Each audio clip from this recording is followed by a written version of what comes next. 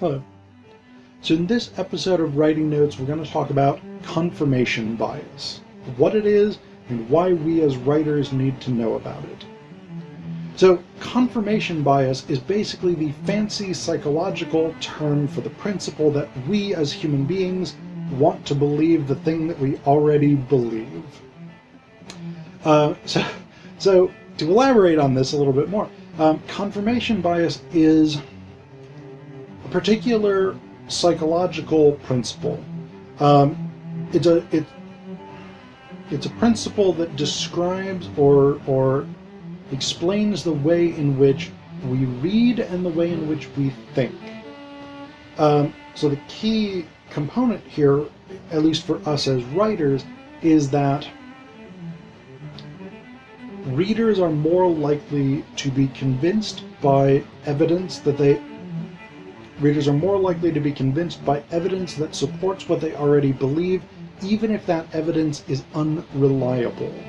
Whereas they're more likely to dismiss evidence that challenges what they believe, even if that evidence is compelling.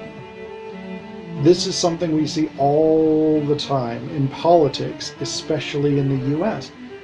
Right now we're living in an era, for instance, where it's very, very common for people to dismiss arguments or evidence or facts that they disagree with by simply calling something fake news.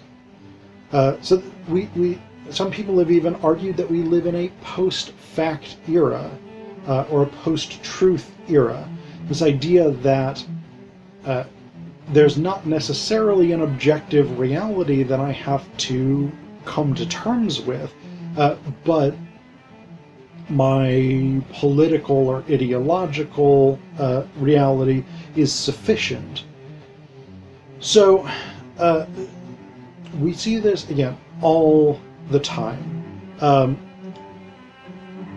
We know, for instance, I'm not going to say we know, but I'll give you an example. The science of climate change is pretty much cut and dried. There is not really any scientific debate about whether or not climate change, A, exists, and B, is driven largely by human activity. Both of these things are scientifically agreed upon. But in the US, we've spent years debating this politically.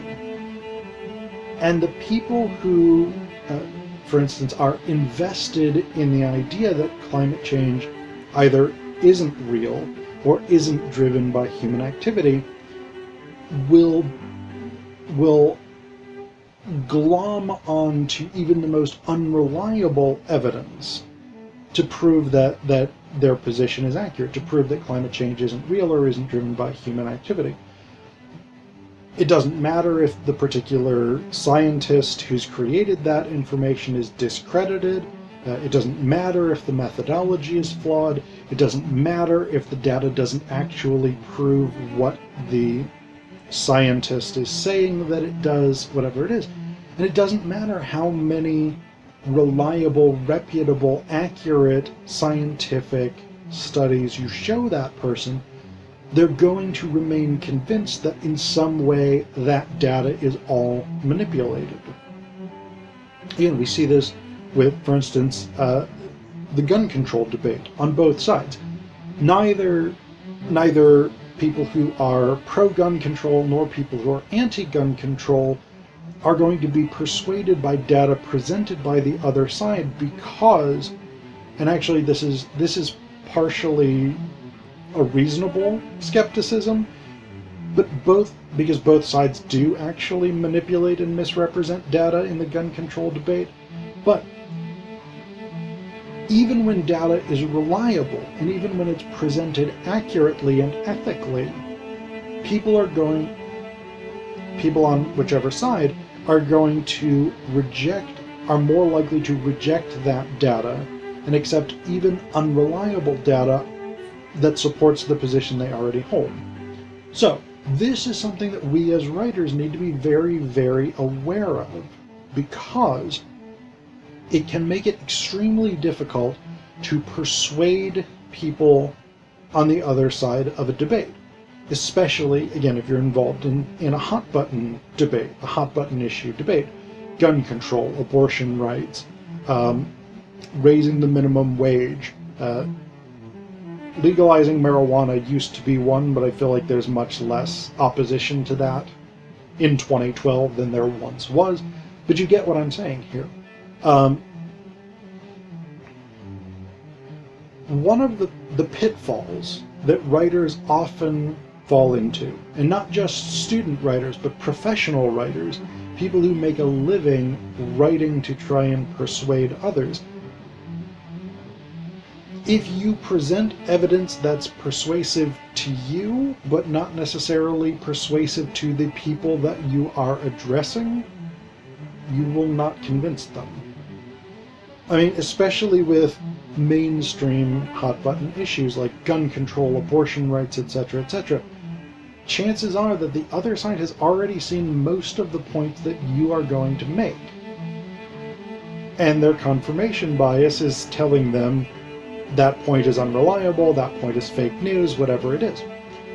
So, how do we as writers overcome confirmation bias? Well, in reality, the short answer is we often don't. That's part of the reason it's so difficult to persuade people who have strong opinions contrary to our own, is it's very difficult to overcome confirmation bias. But one of the techniques that we can use to try and persuade someone who disagrees with us is to think about what are their values? What do they believe? What's important to them? How do they look at the world? And if we can frame our argument from that perspective, if we can frame our argument based on the values that that other person likely holds, we're more likely to be able to overcome that confirmation bias. So, in political terms, conservatives tend to believe in things like tradition. They tend to believe in family and family values, which is a sort of nebulous concept. They tend to believe in patriotism. They tend to believe in connections to the local. They tend to believe in religious observance or the importance of religion. So these are values that conservatives tend to have. Liberals, on the other hand, tend to have a different set of values. They tend to value compassion. They tend to value cosmopolitanism to a certain extent. They tend to value new experiences. They tend to value diversity. And so these are not necessarily opposed sets of values. I mean, some things are, but these are not inherently opposed sets of values.